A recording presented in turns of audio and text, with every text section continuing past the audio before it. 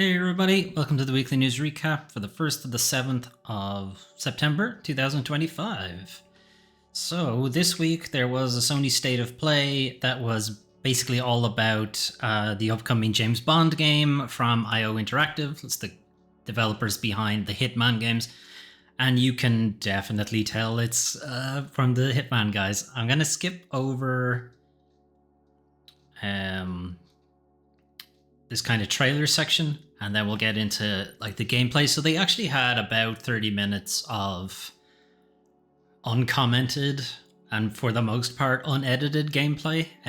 So this mission I think is like very early in the game. I'm not sure it's exactly the first mission, but it seems very early in it because James is effectively the chauffeur of some more senior agents who are going to be involved in a different mission looking for 009, and I think looking and hunting down 009 is effectively the main plot of the game.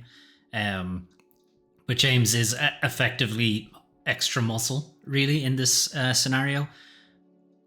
What's not clear yet, so because there's a lot of the Hitman engine in this game, I am kind of curious to see how the game will handle you going off script effectively.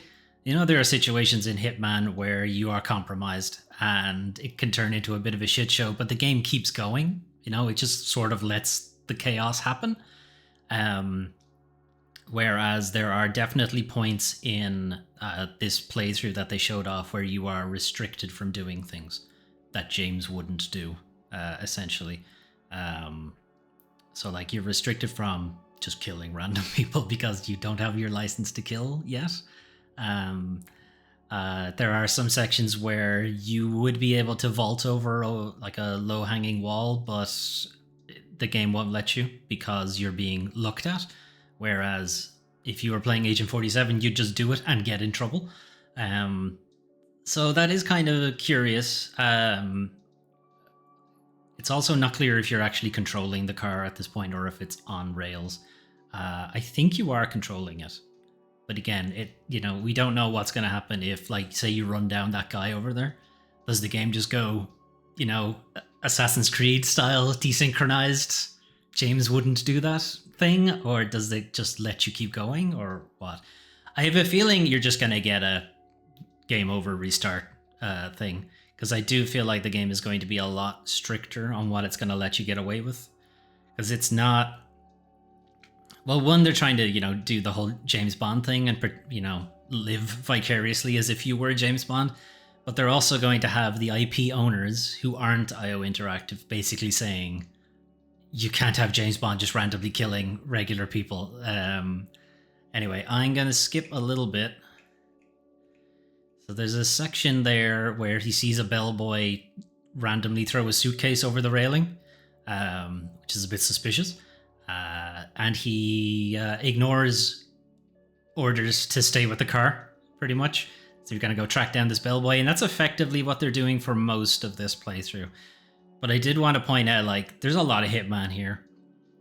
There's a little sections later on in the State of Play where you're showing James eavesdropping on people, which is, again, a very Agent 47 thing that they would do. That's how you would get clues on how you could progress through the area. There's a section here where he's not allowed through because he doesn't have security clearance. Now, again, they don't show you what happens if you try to just go in. Again, Hitman, you could just walk in and the game will go, yeah, you've broken security and they're going to attack you now. And now this is happening. Do your best. Whereas I feel like the game would just say either we'll stop you doing it entirely, or you'll get a compromised thing and it'll just say restart the mission. I have a feeling that's what's going to happen, because I do think they're going to be leaning more to a much more linear game. And I don't know how fans of the Hitman series are going to take that, because they're not really trying to make another Hitman game, even though they're very much using a lot of the Hitman technology. So you can see here, like, you're not allowed to do it because there's somebody watching. But again, Agent 47 could do it. Like, the game would still tell you that, like, this is a what's to call it?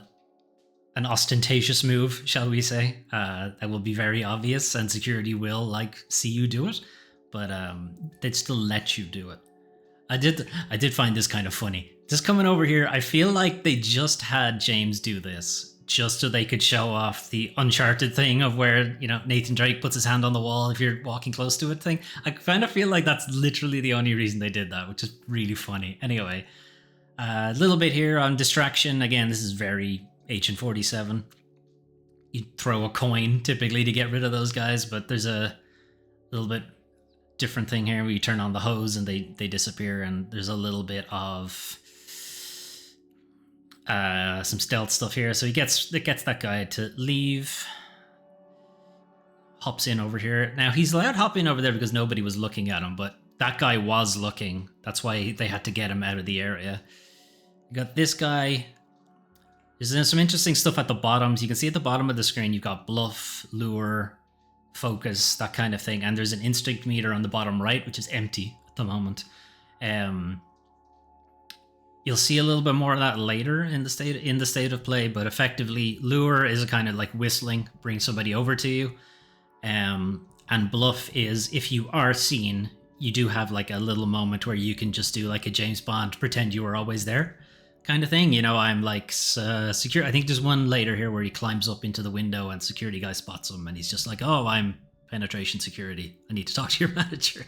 Something like that. You know, some kind of glib line that James Bond would do. You know, that kind of thing. And again, that guy's not looking, so he can jump over the railing now. It is kind of funny that the guy somehow doesn't see him climb all the way up this pipe. Anyway, we're going to skip ahead where he jumps into the building. Yeah, it's this bit here. That guy looks at him. He's like, yep, no, never mind. I'm James. I'm the penetration expert or something like that. Surprised there wasn't some kind of sexual innuendo there, but what have you. Anyway, we'll skip a little bit. So there's a bit of like stealthiness, or not stealthiness, social stealth.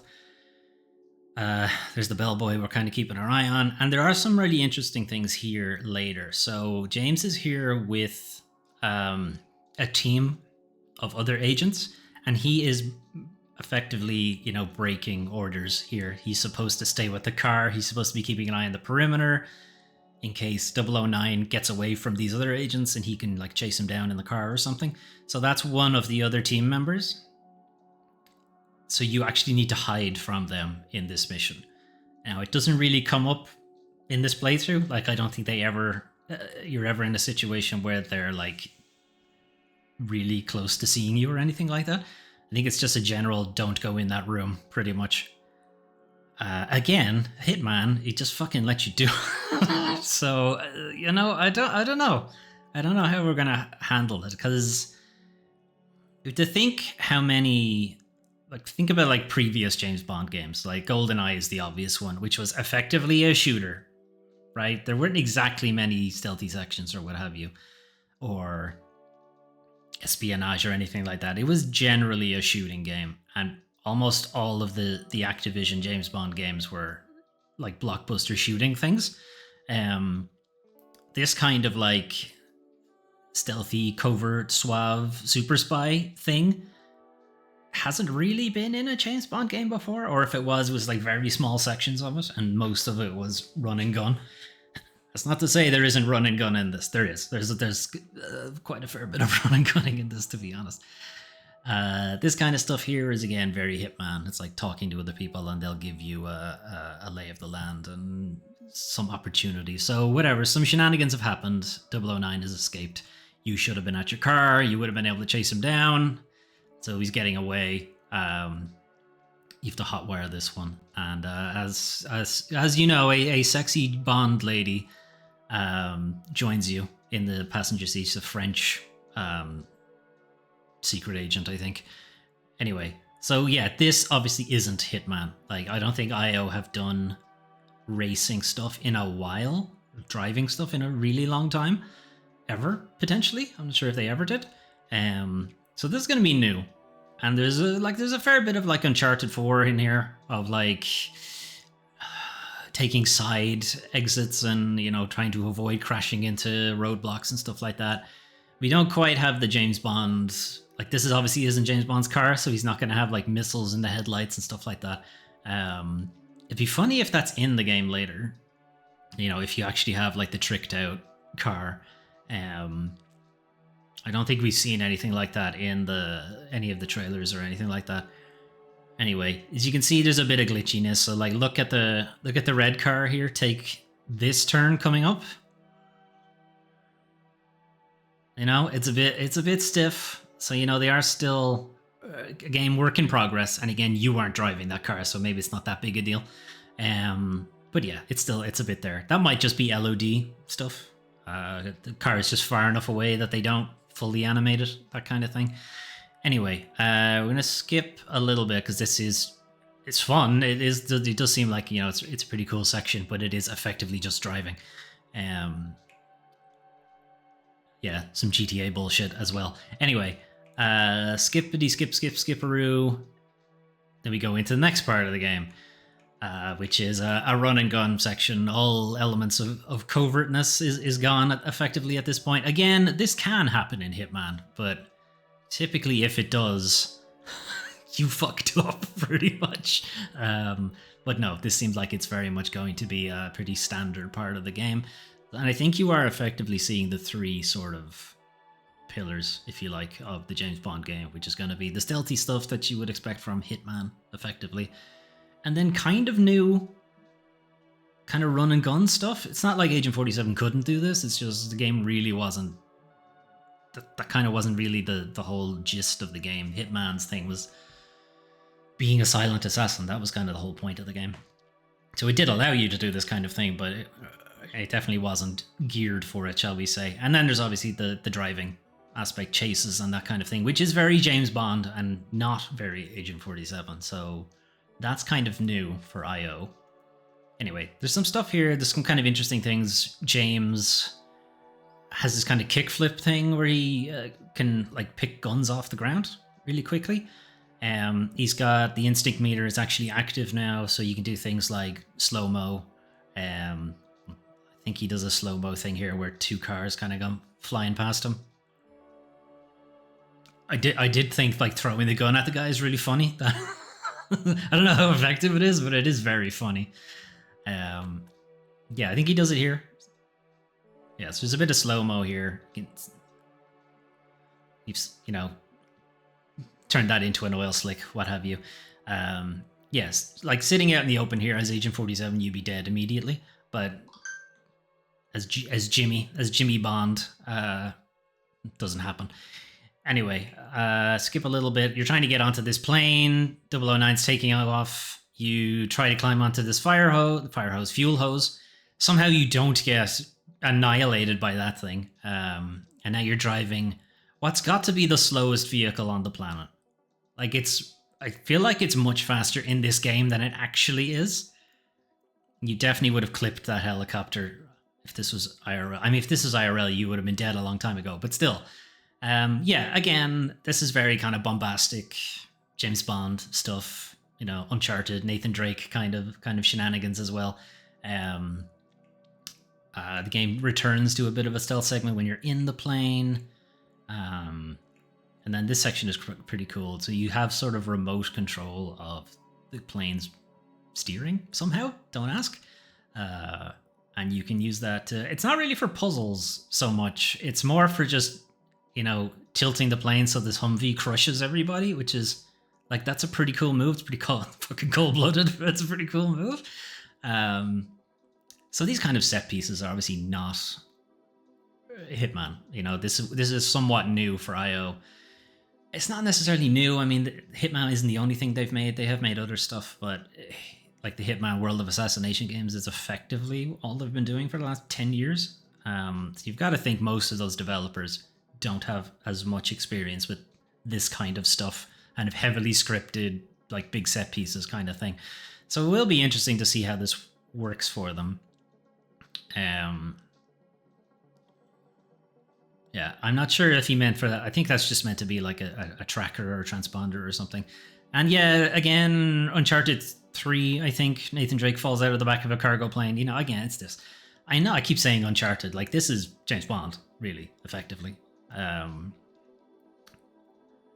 Anyway, somehow he gets a parachute, don't ask. This is the voice actor who's going to be playing James. Not familiar with him. And then there's a next section later. That's the CEO of IO Interactive. So this little bit here actually does have like commentary over it and talks you through like what's going on. And if you need like a quick summary of how the game plays, this is a pretty good section to look at. Anyway, I'll let you guys look at the rest of that. But yeah, it looks pretty good. I think it'll be a decent. I think it'll be a decent time. I'm really mostly curious on how Hitman fans will take it, because while there's a lot of Hitman in this, there's a lot of not Hitman in it as well. Anyway, we're going to move on, because that isn't all that was happening this week. So we've got a couple of games that have been announced or revealed, if you like. So this is Ultrasound. This is a very old school point and click horror. It's got quite a bit of like mist to it, in that you don't necessarily have like full control of your character. You kind of move in like a grid pattern in some ways. This will make more sense later on in the trailer. But you effectively have some kind of creature that's taking over this installation. I think you're in space, not clear.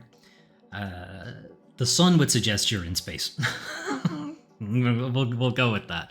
And the ultrasound thing is effectively you have an ultrasound machine that lets you see into machinery, and you have that syringe that effectively lets you dissolve biomass that's like gumming up the works and stuff like that. And I think part of the game is going to be having to create these kind of different acids and solutions and whatever to be able to make something that can dissolve it. But then on top of that, this is like just your general survival horror shenanigans, point and click stuff. Survival horror type stuff. Anyway, it looks kind of interesting. It's got an interesting gimmick. We'll see how it works out. No release dates or anything. It's just been announced. Next, we have Australia did it. So this is Rami Ismail and I think the Nuclear Throne devs, or at least some of the Nuclear Throne devs. So this little bit of the trailer is all animation. Gameplay is a little bit later. But this is effectively it's sort of a combination tower defense game and survivor type, like vampire survivor type. So the gist of it is you have this crew of guys. This is like a post-apocalyptic Australia where rather than spending money on armoring the trains and stuff like that, they found like it's cheaper to just get people to protect the train. From these crazy mutant creatures from Australia, as if Australia's creatures weren't already horrible mutants. Anyway, so there is some kind of weird mutation stuff going on. There's a combination mechanic where you can merge two units together and make like a more powerful unit out of them, and you have different aspects of either unit. I don't think it's the same every time. I think it's like it's somewhat random on what traits carry over to the new unit. But yeah, so this is the first part, which is loading up the train. So you need to protect the train while the cargo is either being loaded or offloaded. And then after that, you need to move the train to the next area, which is where the sort of Vampire Survivors element of it comes from. It's an interesting concept. Don't think it's necessarily for me because I'm not a huge fan of tower defense, but it seems kind of interesting. Last one, Radiant Starlets. So this has a Kickstarter ongoing right now, which I think has already hit its funding. So this is effectively Mega Man, but you can date the bosses. Kind of. It's not clear if you need to like choose if you're going to kill the bosses or date them. It seems to make the premise that yes, it is a choice.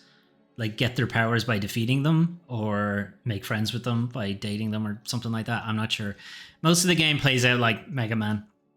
As you can see, it's very much a side-scrolling shootery type thing. Some difficult platforming elements and stuff like that. Some interesting boss encounters eventually, this kind of thing. But eventually you can also date them. So this is just getting into the pretty Mega Man style fight. And it says or date, which suggests that there's a choice. And it's not clear what the difference would be if you choose not to date them or do date them or what have you. But yeah, there's like a dating mechanic in the game, which is pretty funny. Anyway, that's Radiant Starlets. Again, as I said, it's on a Kickstarter at the moment. I don't think it has a prospective release date or anything like that. Since it's the start of the month, we have Xbox Game Pass, or the first week, shall we say, the first half of September, Xbox Game Pass. It's pretty good. I Am Your Beast is from Strange Scaffolds. This is a really cool kind of what if you were Jason Bourne type thing, where you're out in the forest, your former employer has come to get you to do one more job, and you're like, I don't want to work for you anymore, and he sent a bunch of like special soldier guys in to get you, and you're like, lol, fuck you guys. And you just like kind of quickly like put together, like, I'm gonna snap this guy's neck, take his gun, shoot that other guy, move over, use this guy as a human shield, kill that guy, and so on. Like, it's all very like quick and again, like a John Wick, like a Jason Bourne kind of thing. You're trying to move very quickly and be very efficient in how you're doing things. Nine Sols is a really good side-scrolling Soulsy type game. It's maybe a bit more Sekiro. Hollow Knight Silksong, we will talk about in a minute because that's a new release. Cataclysmo, I think, is it's like a fortress or castle builder, and then like a tower defense kind of thing. Paw Patrol, if you have kids, you know what Paw Patrol is. Roadcraft, I assume it's like fucking construction machine simulator. Roadcraft calls on you to rebuild, operate a fleet of construction vehicles, clear debris, repair roads, restore infrastructure. Yeah, that's what it sounds like. It sounds like it's construction machine simulator. Was that it? I felt like there were more games. Oh no, it's just because I glossed over Paw Patrol. Okay. Anyway, over on the Epic Games Store, the original Monument Valley is free at the moment. You likely already have this, because I think it's been free a few times in other stores or on the Play Store or on the App Store or what have you. If you're not familiar, Monument Valley is a really good puzzle game where it's using a lot of the MC Escher impossible geometry stuff, forced perspective and things like that. It's very good. It's very, very good. And we're up to like Monument Valley 3, I think, at this point. Anyway, those are some of the games you can play soon. What if you wanted to play something right now? Well, as I mentioned, on your Game Pass, you have Hollow Knight Silksong, which I believe is on everything, despite this being a trailer for the Nintendo Switch version, or the Switch 2 version. Silksong's on basically everything. And this has been in development for 8 years maybe. Started off as was going to be DLC for the first game, Hollow Knight. Which itself already has a lot of DLC. Anyway, Silksong, the developer kind of lost the run of themselves, and they wanted to put a lot of stuff in, and they're like, all this stuff, this isn't really DLC anymore. This is like a full game we're doing now. So yeah, that's what they've been doing. So fans have been waiting on this one for a while. What I have found really interesting and funny in some ways is people seem to have forgotten that Hollow Knight is hard. And if anything, Silksong is much harder. Because Hornet is a lot more agile than the Knight from Hollow Knight. Not that the Hollow Knight wasn't agile, but Hornet is very, very much more agile. So yeah, there's I think some people have been remembering, oh yeah, Hollow Knight was hard. and like, oh yeah, Silksong is actually kind of hard. Anyway, but I think for the most part, it's been getting pretty good reviews. It's been getting a little bit of review bombing on Steam. And that mostly has to do with the, I think it's one of the translations. I'm not sure it's traditional Chinese or simplified Chinese, but it's fucked, basically. So it's been getting not great reviews based on that. But otherwise, reviews of the game are pretty glowing. But it's not just Silksong. Some games didn't delay themselves to get out of the way of Silksong. Some games decided to just stick with their original release date. One of them is Hell Is Us. I've been looking at this game for a while. It is sort of a modern day, but also trippy fantasy, Soulsy type game. So the basic gist of it is there's this country that is effectively under quarantine. You used to live there. You were smuggled out as a child by your parents. Your parents stayed behind. Now you've managed to figure out a way to get back in. You're going to look for your parents to see if they're still alive, but I mean, chances are pretty slim at this point. And at the same time, you are uncovering, what exactly is happening here. What is this kind of otherworldly, maybe extraterrestrially, maybe not um, craziness that's going on. What I've seen from reviews is it's actually quite polarizing. So the game kind of prides itself on not telling you what to do. It will basically kind of very old school way of like. So, like in very old adventure games, you wouldn't be given a waypoint. You wouldn't be given like a compass marker or a journal to like refresh you on what the quest is or anything like that. You would just have the in-game text of whatever the character whatever the NPC tells you. It's like go up the road and keep the trees on your left, and eventually you'll reach the farmstead or something like that. And there wouldn't be like a little way marker to tell you where to go. There wouldn't be like a GPS thing to plot the route for you. If you came back to the game 5 days later and you completely forgotten what the guy had said, you're kind of fucked. And that's what Hell Is Us is doing. It's doing a lot of this kind of stuff. One of the very early things is follow the forest path and stick to the wind chimes. Like there's no route to tell you to take. There are just wind chimes, and you can hear them and you can follow them. But you can go off path and go off and get yourself killed from much higher level enemies and stuff like that. So it seems kind of polarizing in that sense, in that the game really requires that you pay attention to what's going on. It's not holding your hand.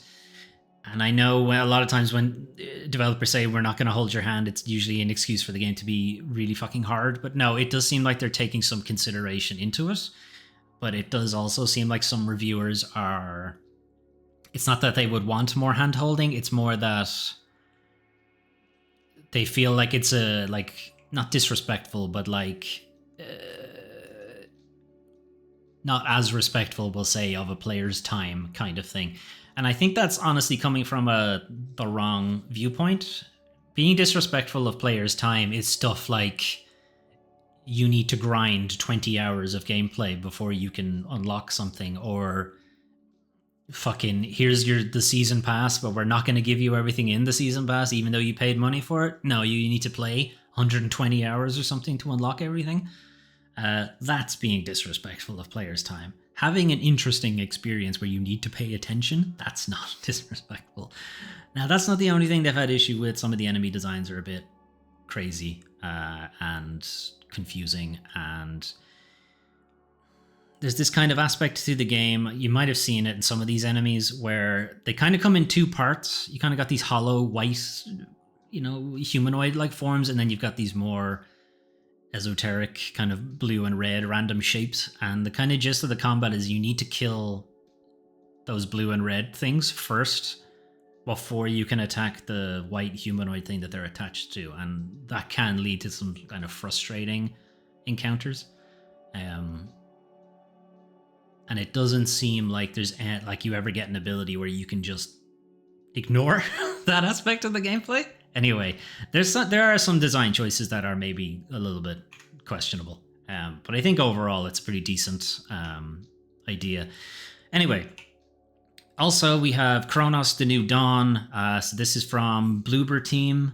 Previously would have been off Silent Hill 2 remake. It's probably the thing they're best known for at this point. But previous to that, they would have made a lot of kind of horror walking sims, really. The kind of shooting stuff that you're going to see here, they really would have learned all of that from Silent Hill 2.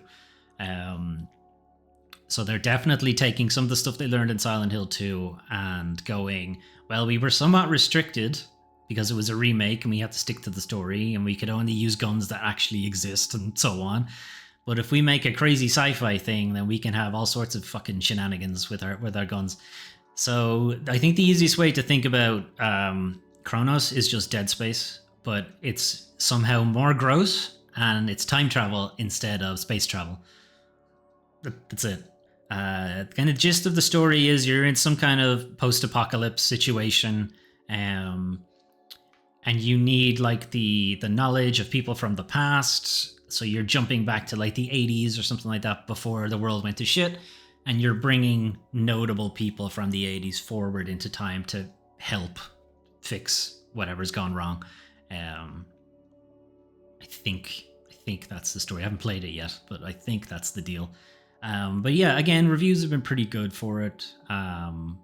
No one's saying it's like 100 out of 100 or anything. Like there are some issues with it, but for the most part, it is a pretty good shooter game with some interesting mechanics.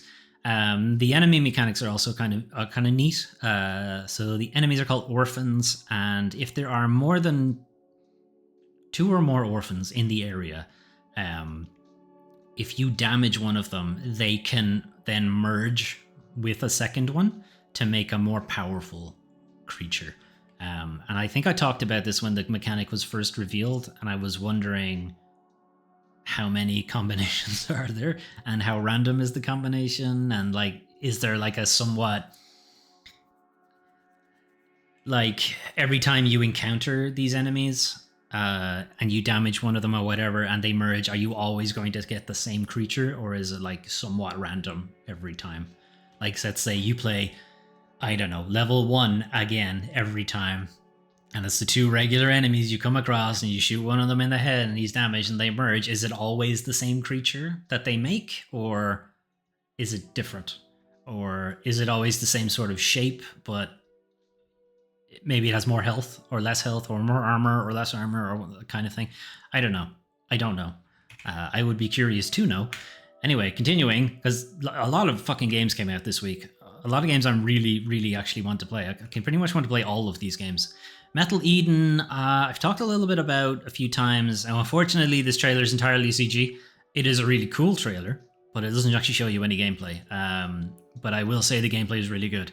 It is a very fast-paced, twitchy first-person shooter. There's a little bit of Titanfall to it. There's like quite a lot of locomotion. You are moving extremely quickly. Story-wise, I'm not entirely sure. You seem to be... So it is a bit of a roguelike. What exactly abilities you gain from the roguelike element of it, I don't know. Because it didn't really come up in the demo. But there's definitely a case of you die and, you know, we go again aspect to it. Anyway. Yeah, so there's like a warring AI situation. I think I mentioned the last time this game came up that this is kind of what I thought the marathon game would be. But no, it's not. Anyway, this is from Rycon Games. Rycon most recently made the game The Ruiner, which was an isometric cyberpunk twin-stick shooter kind of thing. Twin-stick slasher kind of thing. Really good. Really good game. Also really hard. And I imagine Metal Eden will similarly be quite difficult because the demo itself was, you know, quite fast-paced. I could manage it, but I could definitely see that, like, this is an early part of the game, and once you get into the later parts of the game, it's gonna get really hard. Anyway, that's Metal Eden, which is out now on pretty much everything. I'm not sure if it's on Switch, but I think it's on everything else. Yeah, it doesn't look like it's on Switch. Anyway, we're still going though. We got more games. Guys. Daemon X Machina, Daemon Cross Machina, whatever. Titanic Scion. So this is a sequel to the first Daemon X Machina game, which was a mech shooter thing. So definitely more anime, over-the-top, blockbuster-y type stuff, rather than Armored Core or Fires of the Rubicon, which is a little bit more of a tactical kind of game. Not that that game isn't a bit over-the-top, but what I mean to say is you're not going to die off one attack in Titanic Scion. This has got a lot of like God Eater to it, and a lot of Freedom Wars, I guess, a little bit as well. Actually, I'm not sure. Like, it might be the same developer. I meant to check. It could, in fact, be the same developer. What I do find, what's an interesting change, is the original Daemon X Machina is a mech game. Like, you are straight up sitting in a really big mech. Right, the scale-wise, you're the size of a building. You know, you're a monstrously huge thing, taking on other similarly monstrously huge things, and sometimes like a fucking city-size thing. Whereas, at least in the demo, Titanic Scion is a much smaller scale. You were really wearing more of like a heavily armored battle suit rather than a mech. You still move like a mech. Like, you can see this kind of stuff, like skating around the floor and that kind of thing. But, you know, you're on horseback. You know, like those are they're mutated creatures, yes, but they're still a horse. You know, you're still that kind of scale. So we're not talking like the size of a skyscraper kind of thing. We're talking the size of like, 9 feet tall, maybe, with the suit on, and I'm sure the boots add a couple of inches and so on. So you're still like a big dude, but you're not like a full-on super mech thing. So it's an interesting change. Not sure why they went that way with it. But the demo was interesting. I do want to give it a little bit more of a try. I did find the combat's a bit floaty, which I wasn't massively enthused with, and the story is nonsense. But that's fine. The story for the first game was nonsense as well. Anyway, last one is a Tokyo Underground Killer. So the gist of Tokyo Underground Killer, it's a kind of a first-person slashery type thing, as you can see. You are maybe a vampire. You're certainly referred to as a vampire, but I think that's just a nickname. On the other hand, you do have like blood powers, so you might literally also be a vampire. Anyway, the gist of it is you're taking on mercenary missions. It's a little bit No More Heroes. There's like downtime activities that are very, very No More Heroes-y type stuff. And I kind of just really like the kind of vibe of the game. I don't know how well it plays. I haven't seen any like reviews or anything about the game. So I think I'm just gonna have to like dive in blind on this and see if it plays as well as it looks, we'll say. But that is currently PC only.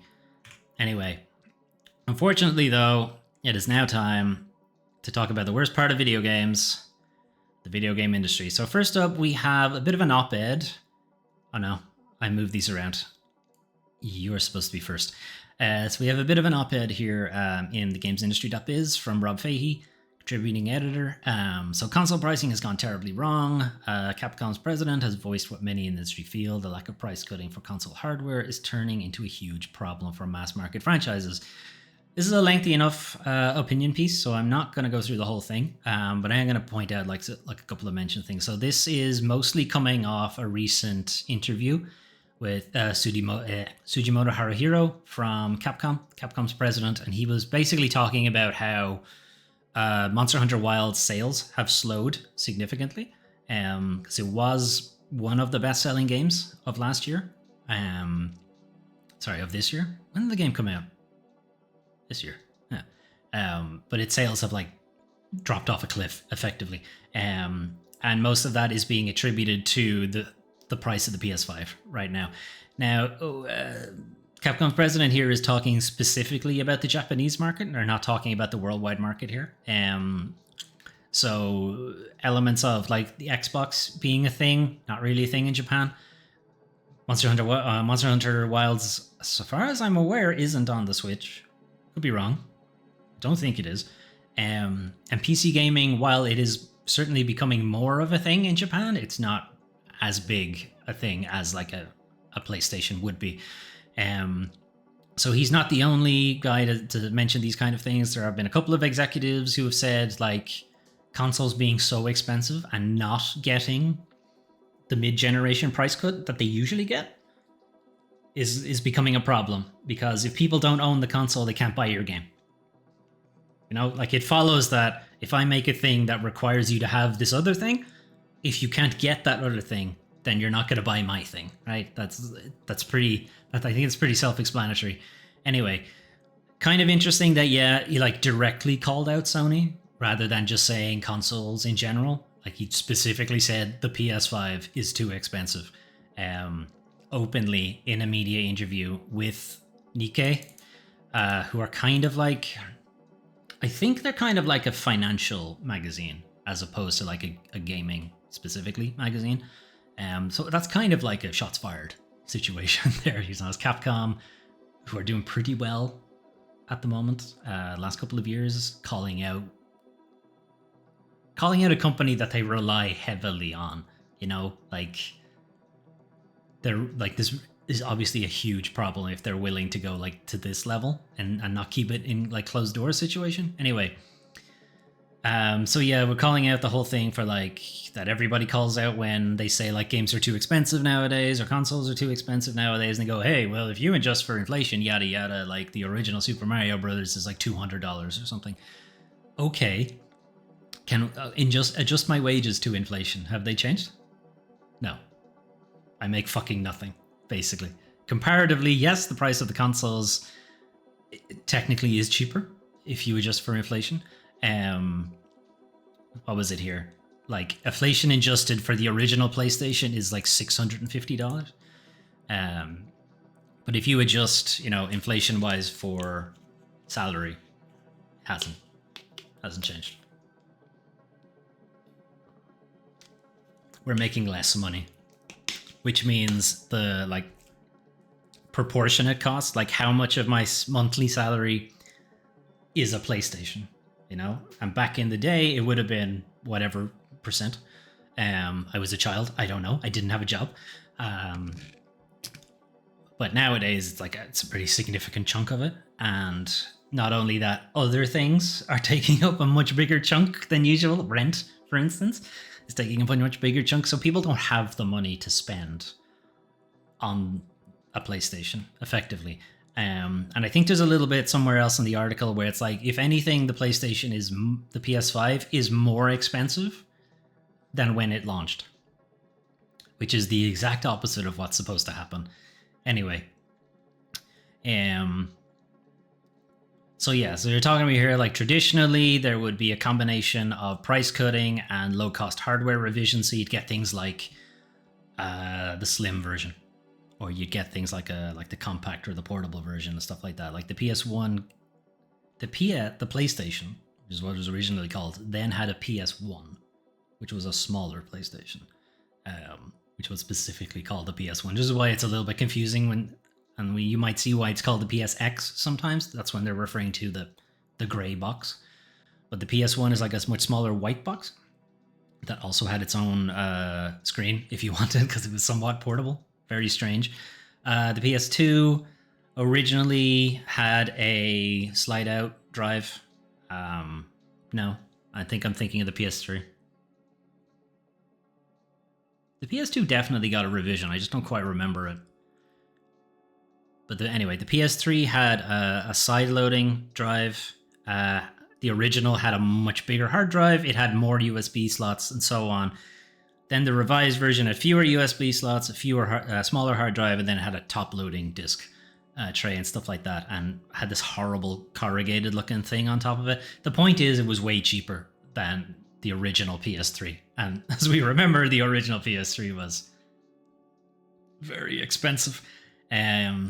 If we're looking at the PS2, it started at about $300 in 2000, dropped to $200, and then dropped to $150 about halfway through the generation. So 4 years. Console generation is about 8 years. So about halfway in, it had cut almost half of the original price.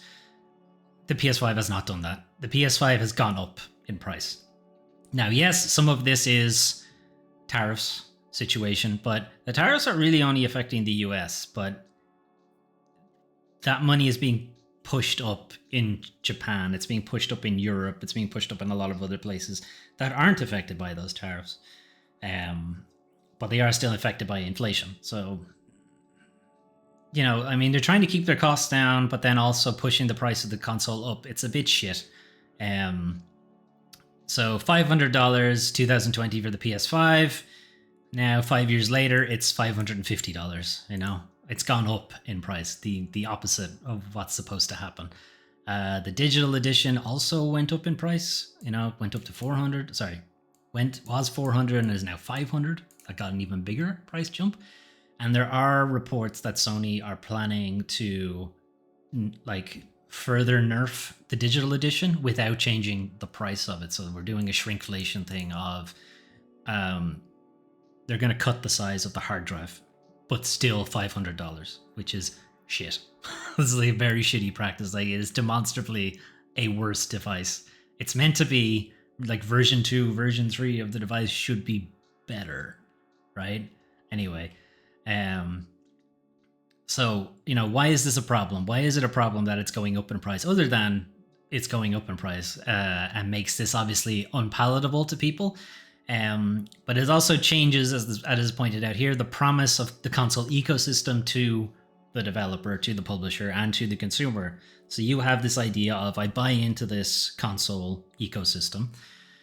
If I buy a PlayStation, I now have access to all the games that work on PlayStation, and I don't have to worry about the PC thing of, will this random piece of hardware that I have in my machine make my game not work, kind of thing. You know that if it's a PlayStation game and you own a PlayStation, it works. People not being able to buy it now means those developers can't sell those games to them now anymore. So you have like a double-edged thing of the consumers feeling like they're having to look for like cheaper areas to play their games, and the developer is thinking that I actually can't, sell my games. And if we're going to be talking about game budgets being as ridiculous as they are, and they need to make a certain return and sales expectations and what have you, having fewer people owning the platform, it's going to cut into your expectations, I think, a little bit. Anyway. And then what's interesting from Monster Hunter is pointed out here is that like Monster Hunter started on PlayStation. Like it very much owes all of its popularity to PlayStation and to the PSP in particular, which is it's just a very funny kind of thing. But yeah, Monster Hunter, when it began, huge fucking thing in Japan. Like it's maybe Pokemon was bigger. But like not by much. Certainly for like teenagers around the time of like the 2000s for Monster Hunter in Japan, huge thing. Appealed strongly to teenagers who had aged out of Pokemon. That was their target demographic. And the PSP, again, also extremely popular in Japan. Way more popular than anywhere else.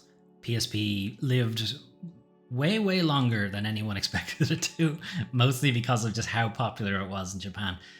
But then part of that is that you could play multiplayer with your friends, which was kind of new at the time. And this kind of local wireless group, it was still pretty new. We're still talking the 2000s. We're still talking kind of early internet.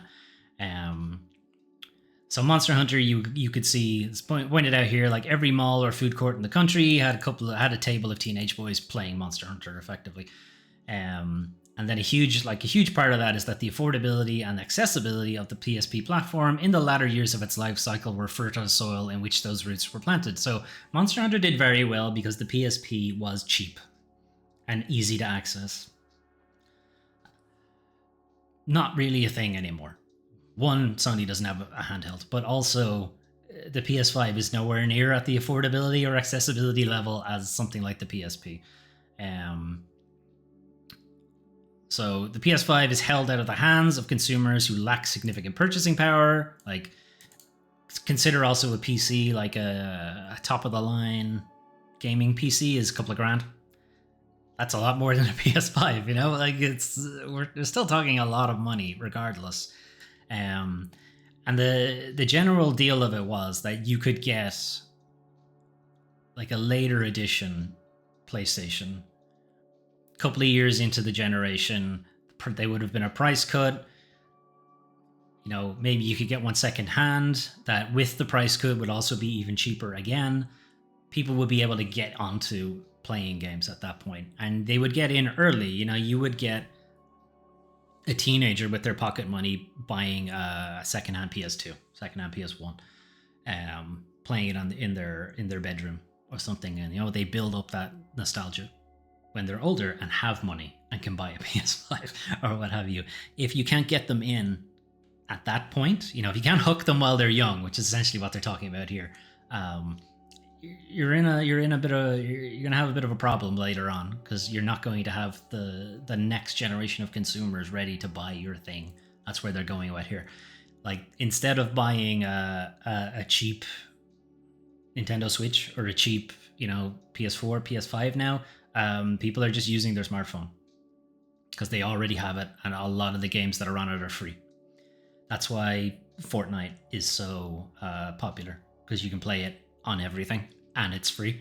That's why Roblox is so popular with younger children, because again, it's fucking everywhere and you can play it on anything. You can play it on the thing you already own. You can play it on the thing your parents likely already have 3 or 4 devices that can play it. They might have an old phone.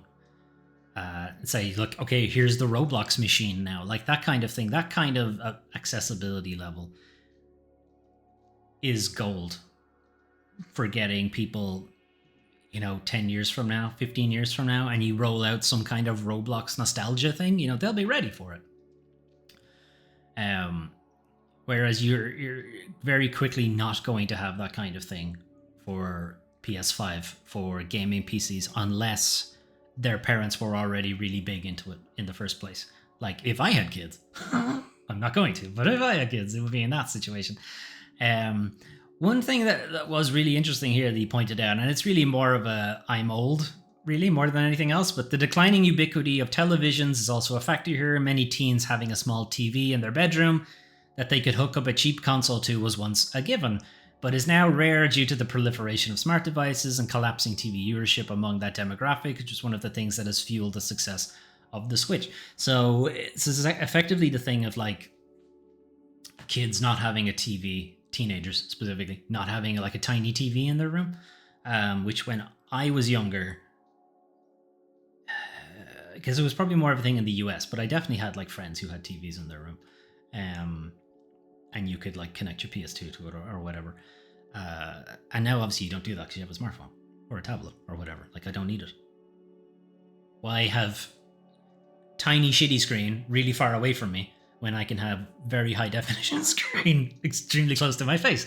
Pick one. The Switch obviously has that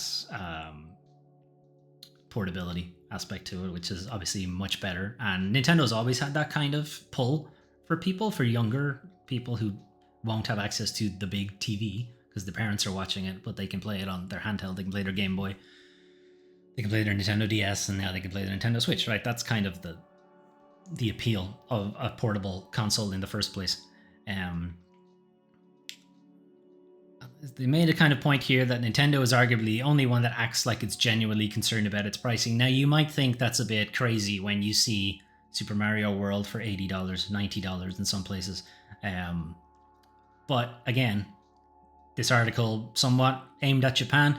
Nintendo have somewhat subsidized the price of the Switch 2 for Japan, particularly with the yen being not particularly strong right now. They're kind of taking a hit for the Japanese market and just hoping to make up for it in like the bigger US market and stuff like that.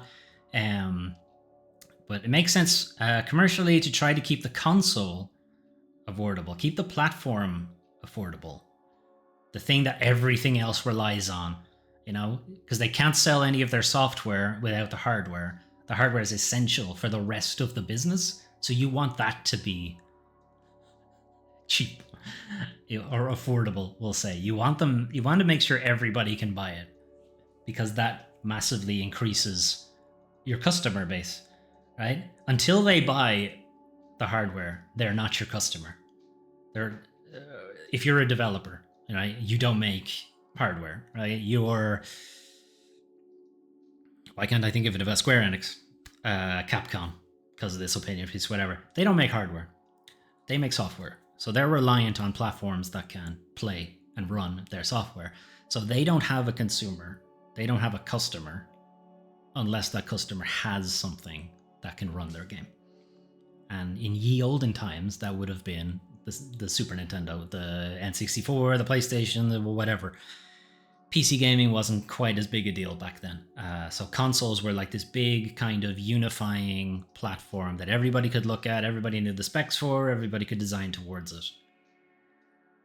And the general idea behind it was the platform owner would make the console cheaper through the generation, either by finding new design, new ways to make the console more affordable to create. They could find ways to source new components, or they found that when they're making the first batch of the consoles, they found that they actually don't need all of this extra stuff. They can make it without all of that, and it becomes cheaper to make for them. They can move that onto the price, and it gets cheaper over time. Then you have word of mouth of people playing the game. Oh, GoldenEye is amazing. You need to get an N64, right? You find the N64 is super cheap now. Great, I'll play GoldenEye on it. That kind of thing obviously isn't going to happen if the PlayStation 5 just keeps getting more expensive. So you want the console to be cheap. And this is also kind of an issue when... So for Nintendo, obviously, the Nintendo Switch and the vast majority of Nintendo games, Nintendo software, Nintendo games, are kind of like the big selling thing for it. But again, they don't have a customer unless they buy a Nintendo platform. Sony have been making fewer games for the PlayStation. And this is going to have a knock-on effect in that why buy this crazy expensive console when I can play all of those games on PC now? Or I can play them all through Game Pass, most of them, somewhat through Game Pass and that kind of thing. So Sony are going to have that problem too if they don't drop the console price, because they're making the PlayStation less attractive as a console. I don't think he goes into that element of it, but there is that issue. He does point out that the Switch being subsidized in Japan, Xbox having the budget version, the Xbox Series S. Now, we can talk about how the Xbox Series S is also a problem for developers because Microsoft have a content parity thing that if it's gonna... Any content that's on the Xbox Series X also has to be present on the Xbox Series S as well. So you can't develop just for one console. You have to develop for both of them. And because it's a lower powered device, you have somewhat hamstrung what can be made for Xbox Series X. And then if you have something that's directly targeting the PS5, porting it back for the Xbox Series S becomes an issue.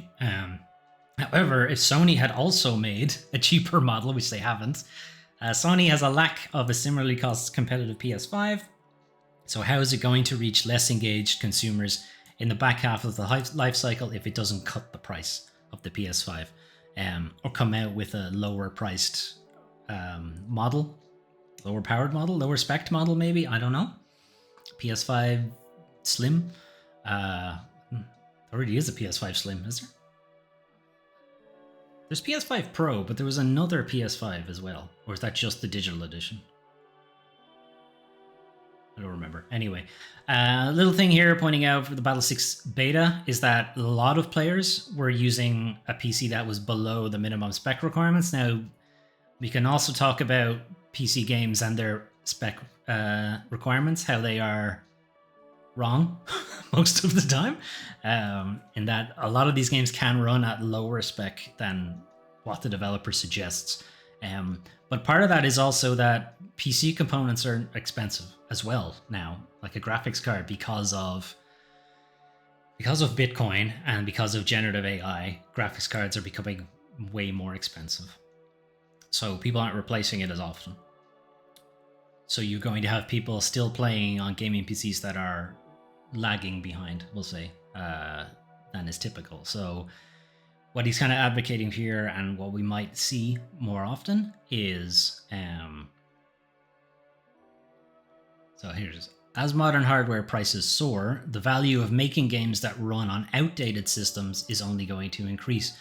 So you would have had PC gaming, kind of had a window, right, of system power, we'll say, the graphics card, the processor, how much RAM it had, and so on.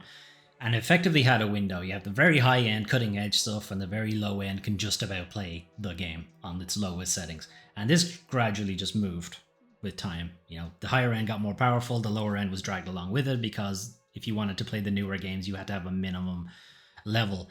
And people, for the most part, could keep up. You know, you could replace your graphics card 5-6 years, something like that. Because they were relatively cheap. They were never like cheap, but they were, you know, for the most part. You could talk yourself into it. Now, you'd be lucky if you can even find the one you want in the first place. And even if you do, extremely expensive. So this window is now like this instead. This keeps going. And this one is gradually creeping up as people are forced to replace their stuff or what have you.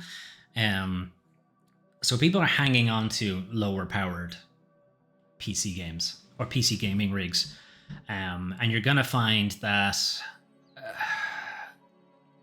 you're probably going to find that there are going to be very few games specifically targeting PS6, whatever it ends up being called. And that the PS5 will likely hang around a lot longer than they were expecting. Even if you go back for the PS4, that's hung around way, way longer than it would usually have. You know, Xbox One has hung around a lot longer than it would usually have. Even Nintendo, the Nintendo Switch and Nintendo Switch 2, a lot of games run on both. Just for the simple fact that they're not getting as many people buying the new console because of how expensive they are and because of how comparatively wages haven't kept up. You know, your parents aren't going to buy you a new console when it comes out. They might get you it for Christmas. And even then, that's a lot of money. It's like combination Christmas, birthday, and also next Christmas present kind of thing. It's too much. It's too much for a lot of households. And they're like banking on a cheaper model, or they're banking on free games you can play on your Android phone. You know, that's what they're going with. So PC games that can work well on lower powered hardware. The Steam Deck is a pretty good one here. Like if you can just make sure your game runs on the Steam Deck, you'll probably cover the vast majority of the market at this point. And then maintaining support for previous generations of hardware, like the PS4, the Xbox One, that kind of thing. Especially important for more mass market games, it's really notable that entire genres of casual fun games and dancing party games, music titles have basically disappeared because the consoles have just priced themselves out of the casual market. This is mostly looking at like, and to some extent this is kind of the phenomenon of the PS2 and the Wii, that they had a lot more penetration into the casual market than this generation of consoles. Like almost everybody had a Wii, pretty much. Like they got to the point that they were so cheap.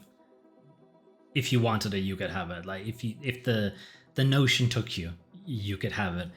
And because of that, and because the customer base was so big, you could make these kind of casual, fun dancing, you know, just dance shit and like sing along games and that kind of thing, and you'd make your money back. Because the customer base was just so big, enough people would buy it that you would make the money back and you make a profit and you could keep making those kind of games. But now the customer base is, at least on like PS5, high-end PC gaming, we're talking very sweaty gamers, effectively. Like kind of not hardcore necessarily, but like not casual. They're not just buying it to have a bit of fun with their friends and then leave it to gather dust until their friends come back. If you're buying a console, you use it.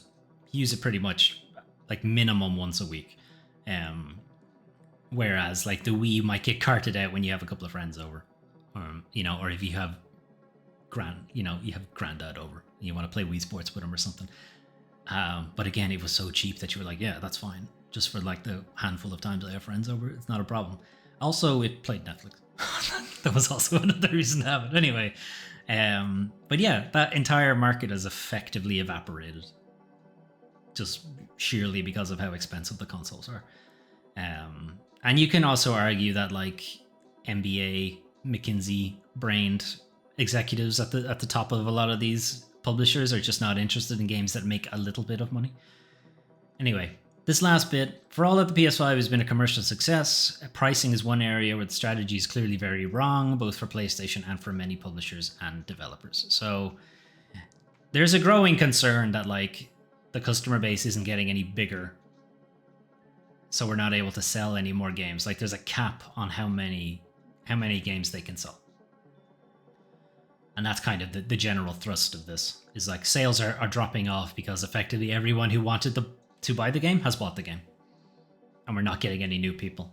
And ordinarily, with a price cut on the console, you'd get a new influx of customers, effectively. And that's not happening. So that's the issue. Anyway, moving on. Now, what we were going to talk about. So Crystal Dynamics layoffs came after developers scrambled to save Perfect Dark. So recall, a couple of weeks ago now, Microsoft fucking purged a lot of its gaming divisions. We lost a couple of developers. We lost entire studios. When I say a couple of developers, I'm talking like hundreds. And one of those games that was cancelled, along with a few others, so Everwild was cancelled. Something the Elder Scrolls team was working on, it was cancelled. The Elder Scrolls Online team. One of the kind of more high profile ones was Perfect Dark.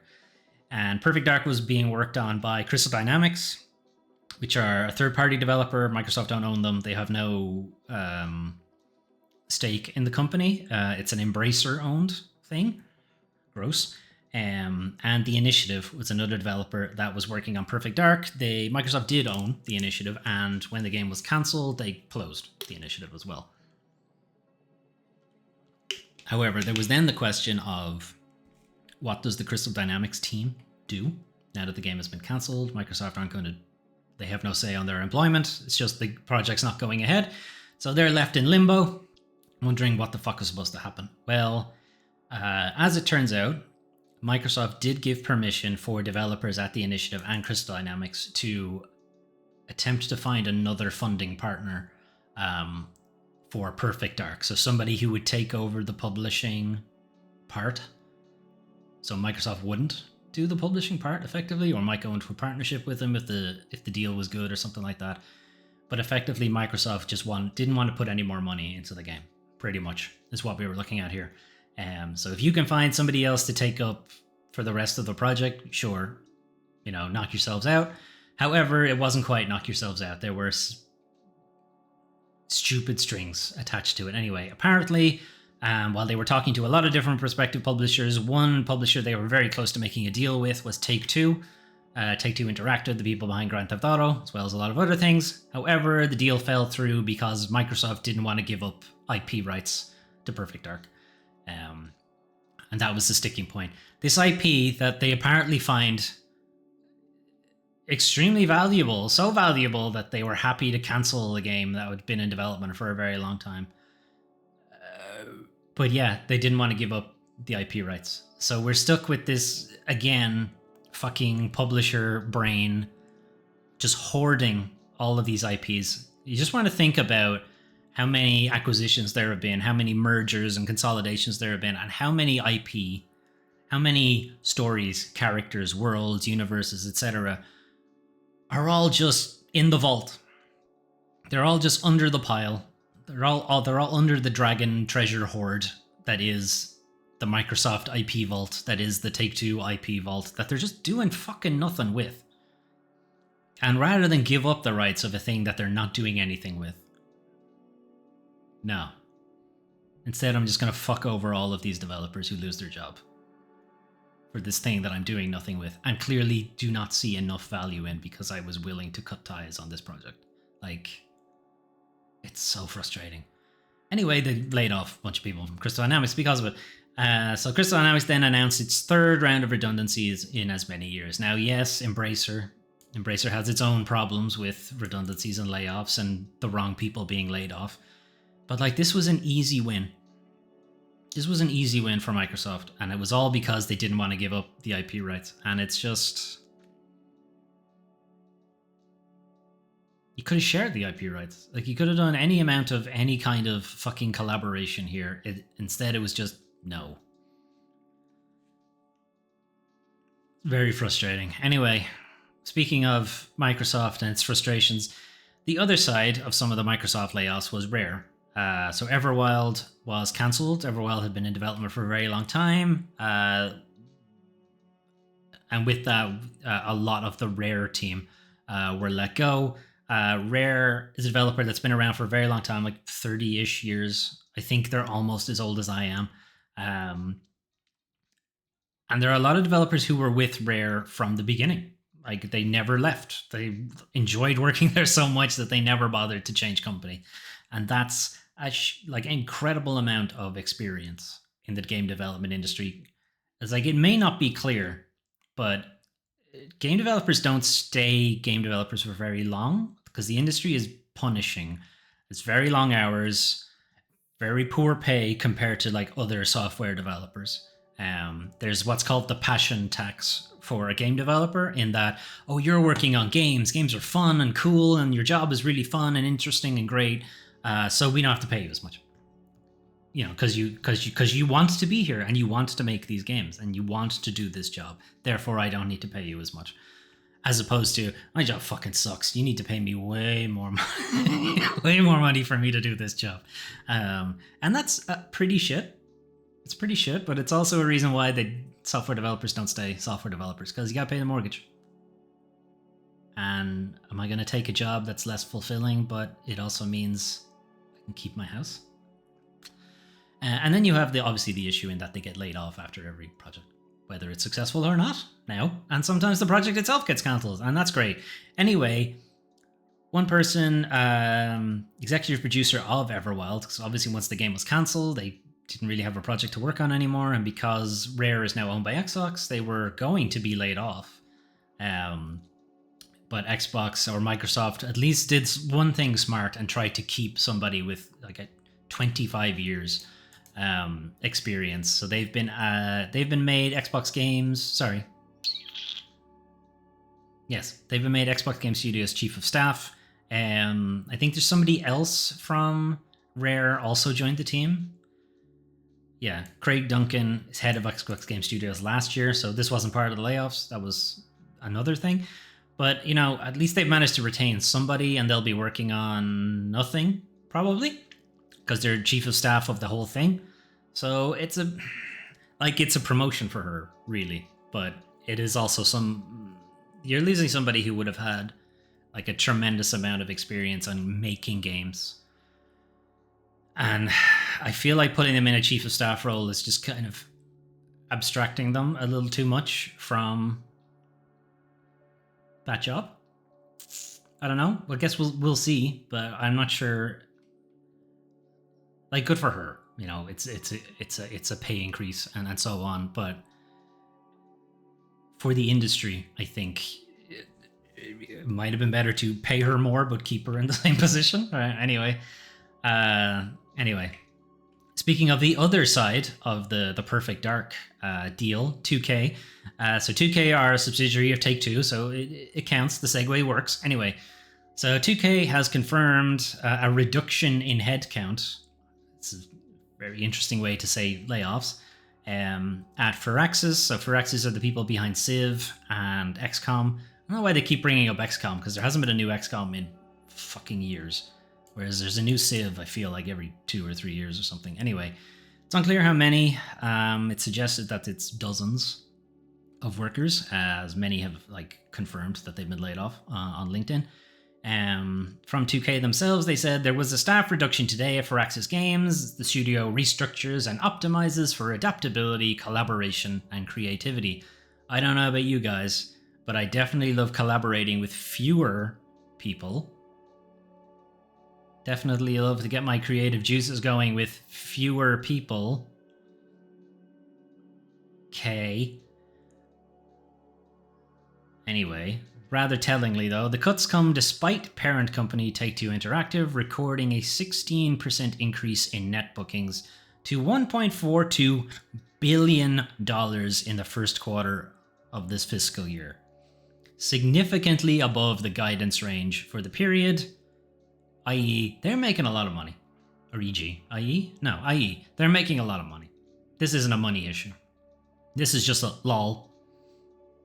Number go up, basically.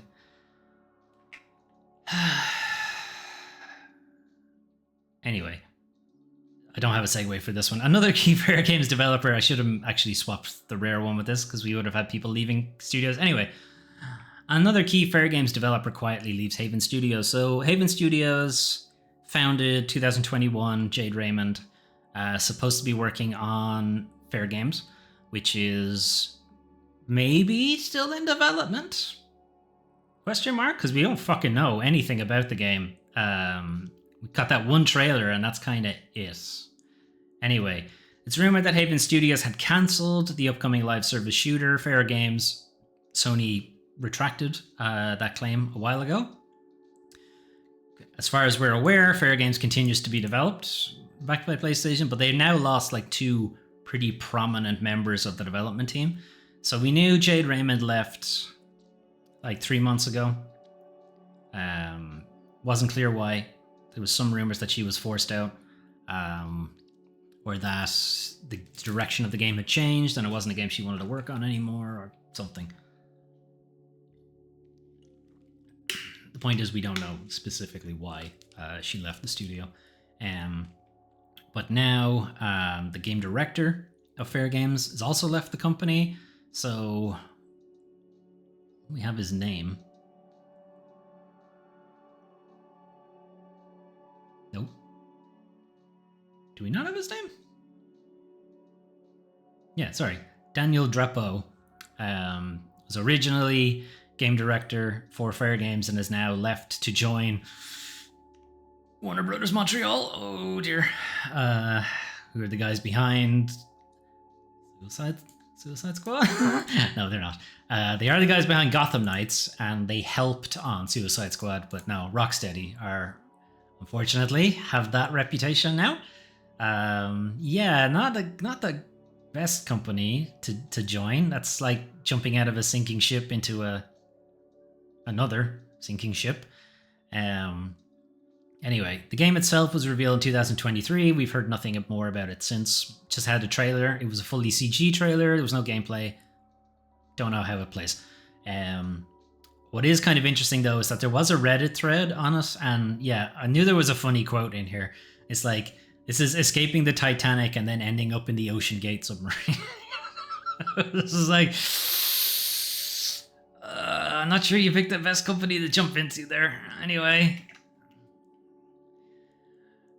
Right, just fucking stupid industry shit here. Industry bullshit, even. That's the whole section we're talking about. Anyway, Devolver Boss calls GTA 6 a quintuple game, or quintuple A game, in latest attack on human dignity. So, yeah, I mean, this article isn't really much to it. It's just that somebody said something fucking incredibly stupid. Although there is like an interesting here, and there's a link out to an article about it as well, but like, how did AAA ever make its way into the video game industry parlance, having executives call things AAA, AA, and so on? Like AAA is specifically a like credit rating thing, and like if you have AAA credit, you're like an extremely good creditor, and like banks should have zero interest or zero problem in giving you loans and so on. Although typically I think it's applied to like countries and like large entities and stuff like that. It's like the US for a while would have had AAA credit rating. It's now since been dropped because of reasons. I think Ireland is probably down as well after like the 2008 recession. I'm not sure if we ever came back up. I don't know. We're like one of the only native English speaking countries in the EU anymore, so that's probably helped our credit rating. But anyway, the point is it has fucking nothing to do with video games. So how did it ever get in there? And it's mostly just coming from like a Hollywood thing where it just means it has a lot of money thrown at it. That's kind of all it ever really meant. So calling something a quintuple A game or a quadruple A game isn't really a reflection of its quality so much as it is a reflection of how much money has been thrown at it. That's kind of all it really ever meant.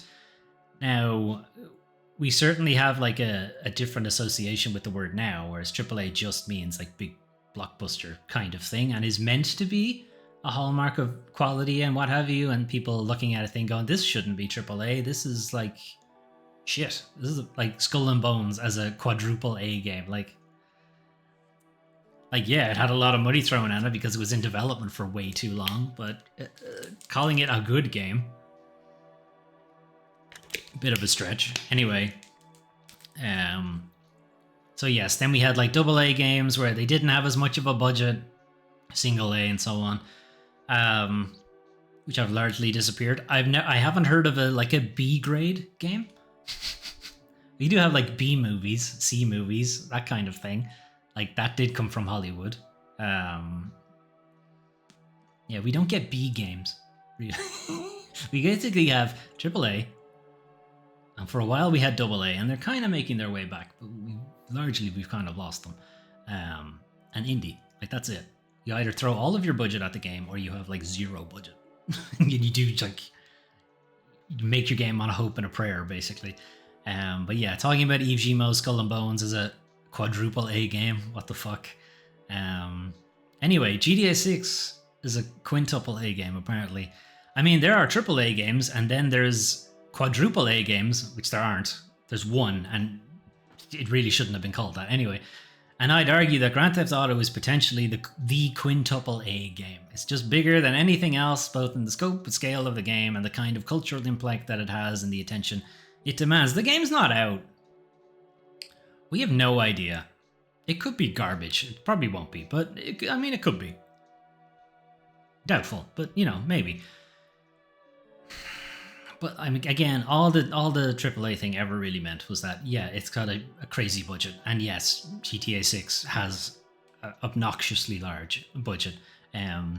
One thing pointed out though that I wasn't aware of is that CD Projekt did a kind of tongue-in-cheek calling not Cyberpunk, like Project Orion and like all of the kind of Sirius and all of those things is like they're going to be quadruple A games, but it was really more of a joke. And then the other thing pointed out is that the only games that have ever actually been called quadruple A games are Skull and Bones. Yeah, not great. Beyond Good and Evil 2, which I'm not sure is even still in development, and is the current record holder for longest serving vaporware. It might be. Like Silksong development for like 8 years. Duke Nukem Forever 15 years, maybe? Something crazy like that. Beyond Good and Evil 2 must be like the new one, because it's been in development since Beyond Good and Evil. It hasn't really, but it's been talked about. A sequel to Beyond Good and Evil that would be called Beyond Good and Evil 2 has been talked about since the original game, and that's pretty old. And then The Perfect Dark Reroute, which we were already talking about what happened to there. So it can, in some ways, it might seem like adding an extra A is dooming the game. Anyway, last thing we're going to talk about, and probably the last thing that IO Interactive want to talk about, is Mind's Eye and the Mind's Eye launch. So, reminder, IO Interactive published Mind's Eye, the currently worst reviewed game of the year. I think it's currently got a lower Metacritic rating than Gollum. I'm not sure. I haven't checked in a while, but I think it does. However, it was also IO Interactive's first third-party publishing deal, as in it was the first game that they published that they didn't develop. So every other game that they've published, they also developed. Anyway, so they were talking to IGN recently and asked about the fuck happened there. We thought they had some great ideas and a great world in the background and that they were building, and hopefully that they'll get the opportunity to show more of that in the future, and we just wanted to help them distribute the game.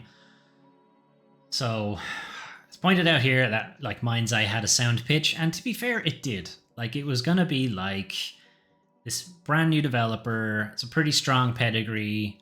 It's being led by former Grand Theft Auto producer, and obviously we were just talking about Grand Theft Auto is going to be a quintuple A game. Like it's going to be making a kind of Roblox thing of like a user-generated content platform.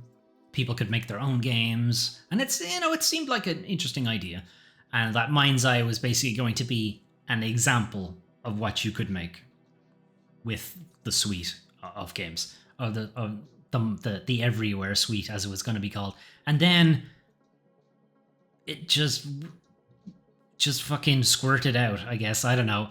It's one of the lowest rated games of 2025 and has only 2,000 user reviews. There's a lot of games on Steam that would love 2,000 user reviews anyway. However, 70% of those reviews are negative now. They would not like that, to be fair.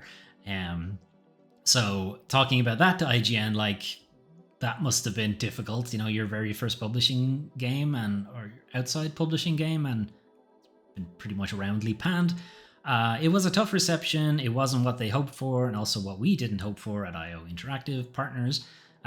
They're working hard on turning that around to regain the trust of the gamers out there, and they have tons of potential and content they're working on, so hopefully they'll succeed with that in the future.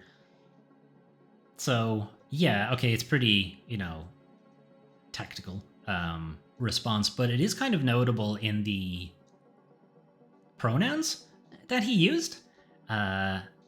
It wasn't what they hoped for, not us. Wasn't what they hoped for, and he like specifically separated the two of them. It wasn't what they hoped for, and wasn't what we didn't hope for. They're working hard on turning that around. They have tons of potential content they're working on. Hopefully, they'll succeed with that in the future. Not we, not us, which you would expect from a publishing partner. So there's a lot of, verbiage in there. I don't think verbiage is right. Whatever, I'm going to use it anyway. Suggests that maybe that publishing deal is no longer in effect. There's been nothing official said about it, but it sounds like they have effectively washed their hands of it. You get the distinct feeling the Hitman team is ready to wash its hands of the entire thing, and maybe has already. Asked if they have any other publishing deals outside of James Bond, effectively. That remains to be seen. So, yeah, I think they're probably a little bit shy on doing third-party publishing deals right now because of what happened with Mind's Eye. Anyway, very, very last thing, looking over on the community. So, No Man's Sky continues to be just an incredible, just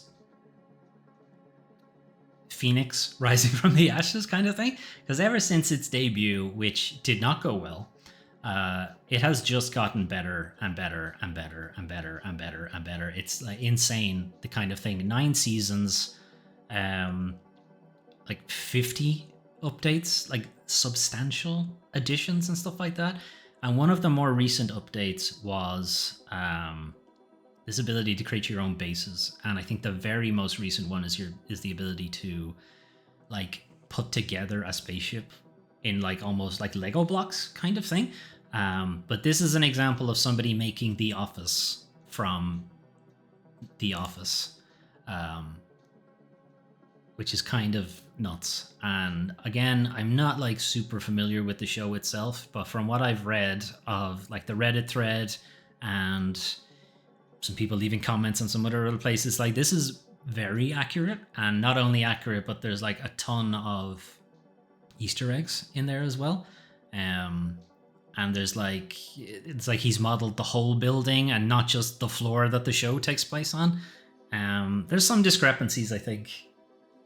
Again, I'm not familiar with enough with the layout on the show, but this is a pretty like, because I fucking tried to make a base on No Man's Sky, and it's like, yeah, you can make it, but how the fuck did he make all this shit? This is insane. Admittedly, my base looked like yeah, it looked like shit. And also, I didn't really spend a lot of time doing it, but still, pretty impressive. Pretty impressive stuff. Anyway, No Man's Sky continues to be an insane developer story, and as I said, the new spaceship stuff you're seeing people make like the Enterprise or the Normandy from Mass Effect or various other ships. I saw somebody make a Nokia 3310 spaceship. Pretty funny. Anyway, we'll leave Silk Song to play because it's probably the biggest release. It's also only like €20. It's pretty cheap. Anyway, that is your news for the 1st to the 7th of September 2025. So yeah, the state of play, James Bond, again, if you're not particularly interested in it, it's obviously going to be a bit of a disappointing state of play. I do believe Sony have a more, like a bigger state of play. What do they call their big thing? They have like state of plays that are effectively like Nintendo Directs, but then they have like a bigger one near the end of the year. That's called something else. Maybe not. Maybe it's also called State of Play. Anyway, that's supposed to be pretty soon.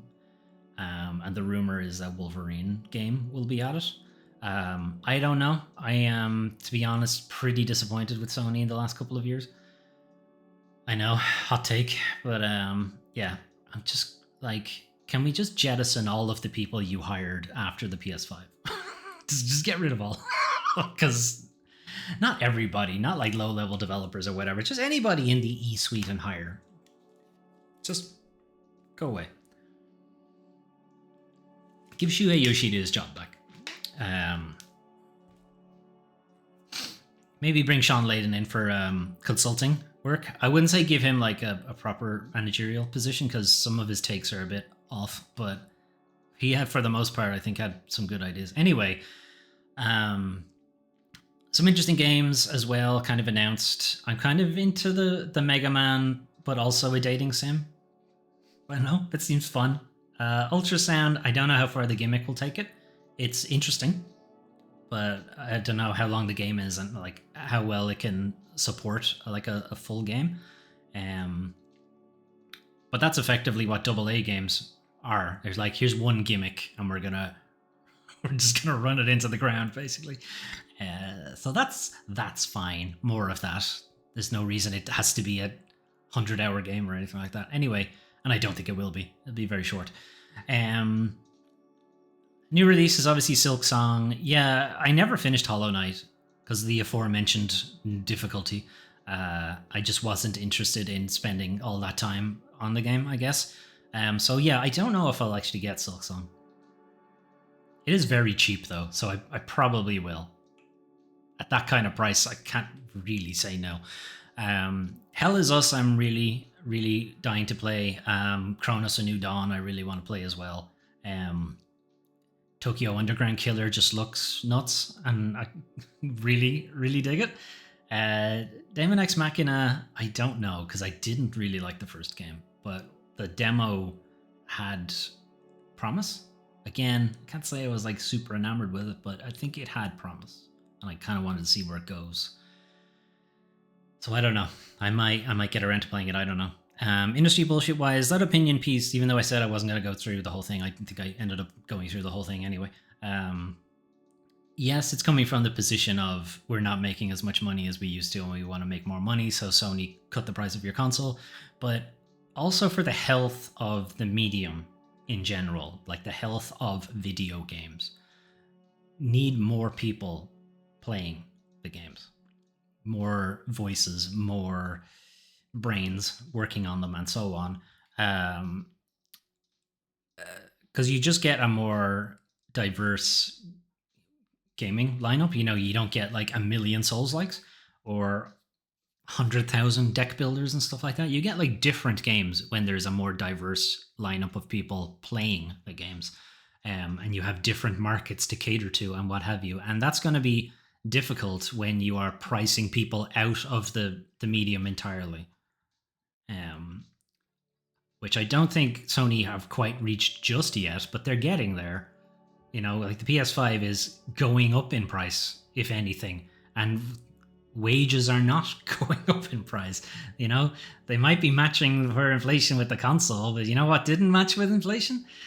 And hasn't for a very long time. When was the last time minimum wage was raised in most countries? And so on and so forth. And yeah, fine, they may not be able to. I do think we might have a situation where the PS6, if they decide to go with it, mightn't be as like big a technological leap. Or more specifically, the games you see on it probably won't take full advantage. Because they'll also need to run on the PS5 or also need to run on the Xbox Series S and so on. So I think we are going to see that kind of lag of being able to cater for different powered, lower powered hardware for longer periods if the consoles are going to stay at this kind of price level. So unless there's like a significant drop in the console price, I think that's probably what we're going to end up seeing, which isn't a bad thing. There's no reason we can't play lo-fi, you know, PS1 style graphics games. I've played plenty of them on the channel. They are good games. There's no reason everything has to be, I can see my reflection in the puddle fucking stuff. Like, yes, it's technically impressive, but does it add anything to the game? Really? Like, Spider-Man, for all of its Puddlegate graphical problems, the game played exactly the same way. And you're playing a game. You're not watching a film. You're not watching a whatever, where graphical fidelity might be more important. Anyway, that No Man's Sky thing is pretty impressive. And every time I see fucking No Man's Sky stuff, I want to go back and play the game. But I'd have to start from the beginning. And I hate starting from the beginning in No Man's Sky. So that's, every time I remembered the beginning of the game, like... Anyway. Thing about Perfect Dark is, like... it's frustrating for like Perfect Dark in particular, but also in a more general thing of publishers that just sit on their dragon's hoard of IPs and do fuck all with them. Tons of IPs that haven't returned from PS1 era, PS2 era, and so on. And then like new games, because they don't make any new games either. You know, they're still relying on ancient IPs. And like, yes, some of them have stood the test of time. Mario, for instance. But a lot of that is because the games are also different every time, you know? Yes, they're like platformers, but I think if you go through them, you'll notice that they play significantly different every time, or there's a different enough gimmick to the game to make it be like fresh every time, as opposed to stuff like Uncharted, The Last of Us, and so on. Technically impressive games, but again, Uncharted 2 is still the best one. Like, it didn't get massively better. It got massively technically more impressive with 3 and 4, but gameplay wise 2 was still peak. Still is. And Last of Us, for all of its great technical ability, Red Dead Redemption 2 for all of its great technical ability. Red Dead Redemption was so fucking boring. I'm sorry. I know people love it, but I can't get past how fucking slow everything is. It just pissed me off. Again, extremely impressive that they have the character model able to pick up items, literally pick them up and put them in things and stuff like that, from any orientation, and flip the guy over and go through his pockets, and interacting with other models. Like, as a software developer, hugely impressed. Like, that's magic to me. But holy shit, can I not just press a button and pick up everything the guy had? Like, anyway, that's it from me for this week. Some of those games I mentioned there are new releases, like Tokyo Underground Killer. I don't think you're going to see a lot of videos about it. So the original thrust of this channel was, let's play games that not many people know about or play or anything like that. Like, that was kind of the thing that I started the channel doing. And I think I still do that for some part, but I definitely play like big, you know, fucking everybody's playing this game thing. But I don't think many people are going to play Tokyo Underground Killer, or at least will know about it enough. I could be wrong. Could set like the whole world on fire. Who knows? So I think I'll make an effort to make a video of that. Whether it's good or not, I'll make an effort to make a video of it because it's interesting, if nothing else. Anyway, I'm gonna head off. Have a good rest of your day, and I will talk to you guys next time. Bye.